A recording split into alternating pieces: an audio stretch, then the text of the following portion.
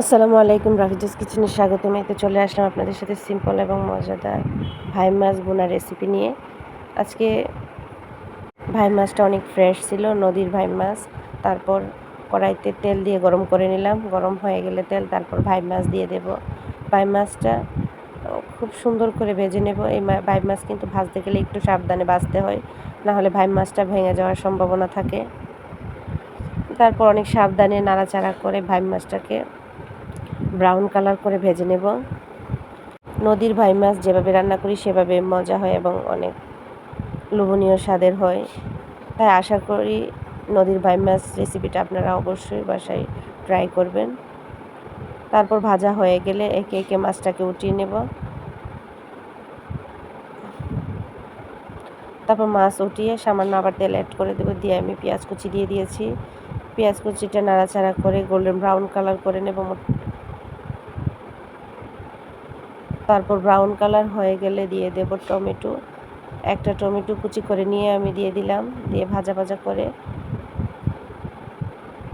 তারপর দিয়ে দেব আদা বাটা 1 চা চামচ। দিয়ে আবার টমেটো কুচি আর পেঁয়াজের সাথে ভাজা ভাজা করে নেব।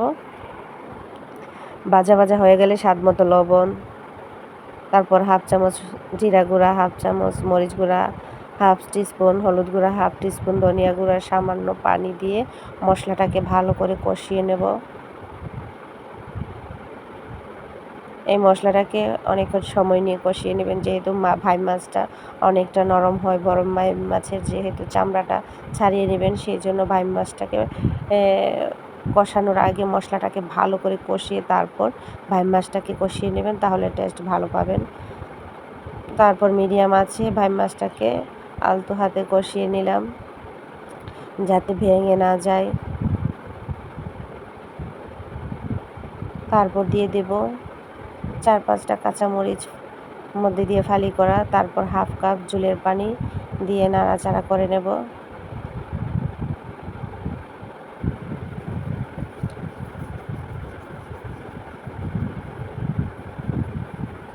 তারপর ঢাকনা দিয়ে ঢেকে দেব। ঢাকনা দিয়ে ঢাকিয়ে তারপর 2 থেকে 3 মিনিট পর উঠিয়ে নেব। ঢাকনাটা উঠিয়ে আবার নাড়াচাড়া করে নেব। এখন চুলার আঁচটা একদম মিডিয়ামে রাখতে হবে। তারপর দিয়ে দেব ধনিয়া পাতা। ধনিয়া পাতাটা অপশনাল। তারপর এলাচ দারচিনির গুঁড়াও দিয়েছিলাম, কিন্তু আমার স্কিপ হয়ে গেছে। এলাচ দারচিনি লবঙ্গ মেথি এই সবগুলো গুঁড়াও দিয়েছি। দিয়ে নাড়াচাড়া করে ঢাকনা দিয়ে ঢেকে রেখে দেবো 10 মিনিট দমে। এই তো হয়ে গেল মজাদার ভাই মাছ বোনা রেসিপি। আশা করি ভিডিওটা ভালো লেগেছে। ভালো লেগে থাকলে অবশ্যই চ্যানেলটিকে সাবস্ক্রাইব করে দেবেন। সবাই ভালো থাকবেন, সুস্থ থাকবেন। পরবর্তী ভিডিওতে আবার দেখা হবে।